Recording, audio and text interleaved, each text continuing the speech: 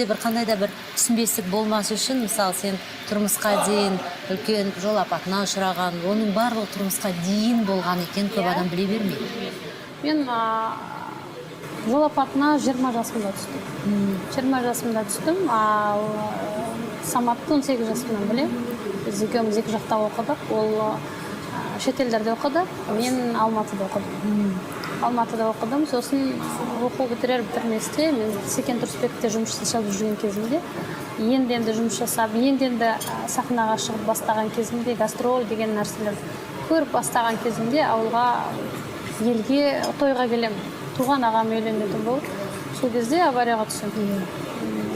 Бірден өте ауыр жол апаты болады да, мен аяғым ұшып қолыма түсіп, мен оны сумкаға салып аламын да.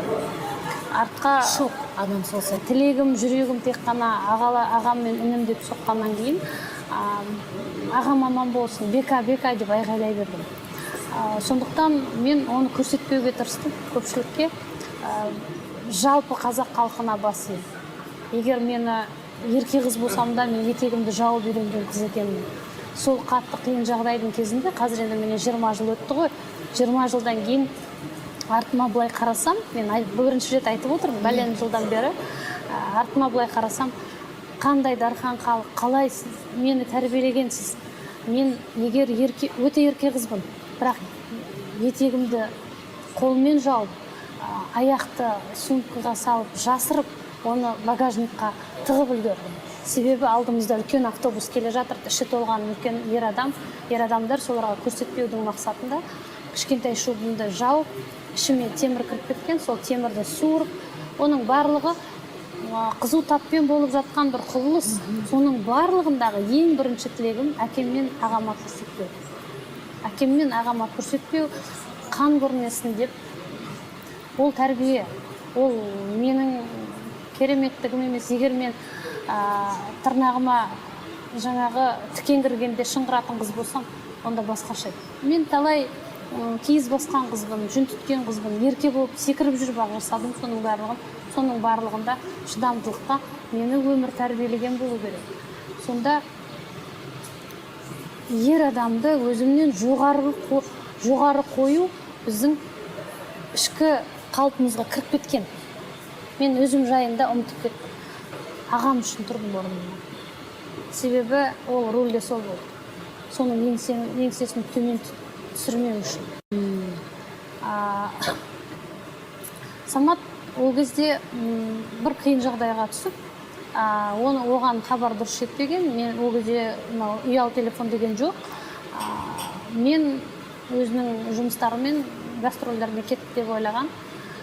Менің осындай жағдайға түскенімді естіп келмей жатыр деп есептедім. Мен басқаша есептедім. Жарты жылдан кейін мені анасыз деп келді. Жағдайдың бәрін көрді. Көргеннен кейін біз қайтадан араласып бастадық. Сосын ол мені орнымнан тұрғызған жақсы көрді. Ол мені көресің әлі, ұл туасың, қыз туасың дейтін маған. Мен ешқашан жылаған емеспін. Бірақ менің жолымда, өмір жолымда жақсы адамдар өте көп. Әлі күнге дейін Құдайға шүкір көп. Мені көтеріп, үйдің алдына Самат шығарып қояды. Тағы да бір одноклассник дейді ғой, енді кластасым пирожковозымен келеді. Ол алдыңғы орындығын алып тастаған, пирожковоздың алдына мені отырғызады да теңіз жаққа алып барады. Сосын келесі бір кластасым алдыңғы Волгасының алдыңғы орындығын алып тастаған, ол көтереді де мен теңіз жақтан алып келеді. Ал мені жүргізіп үйреткен мүлдем басқа жігіт. Суретші жігіт. Бір күні бірінші рет аяғымды орнына салып, бірінші рет орнымнан тұрып тұрым, өте қатты қиын жағдай.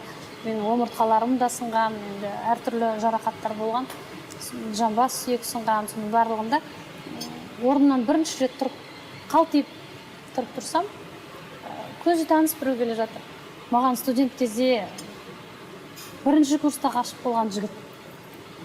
Тома дейді маған. Мен енді Тома дейді, Томи дейді көп адам.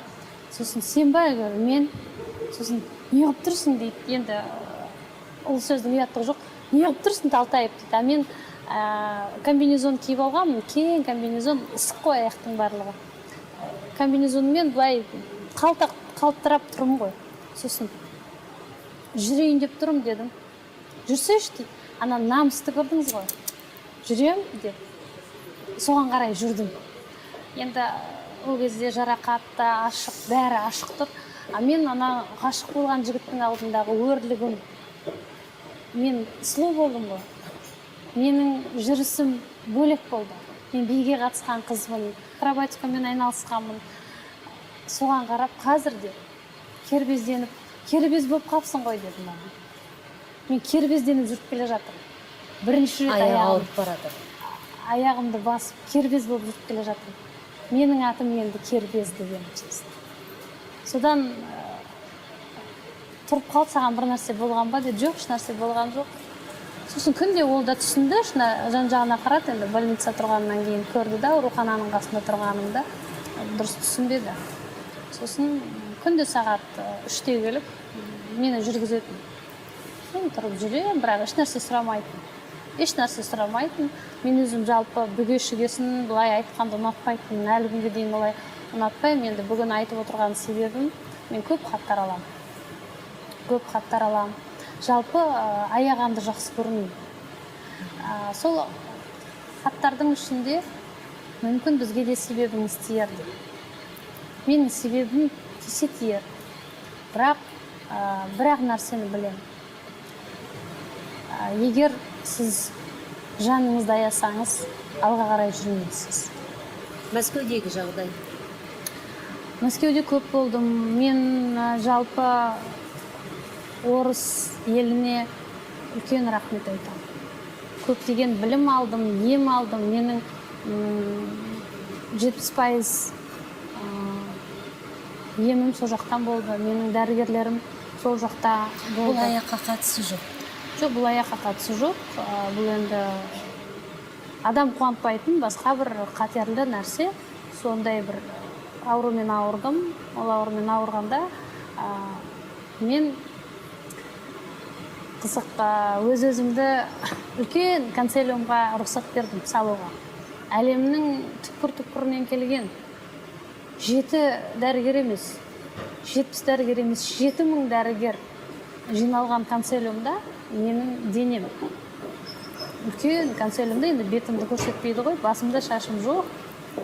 Үлкен консилиумда маған пайда болған нәрсені олар қарап жатыр. Бұл енді барлығы соққыдан кейінгі организмде қалыптасқан.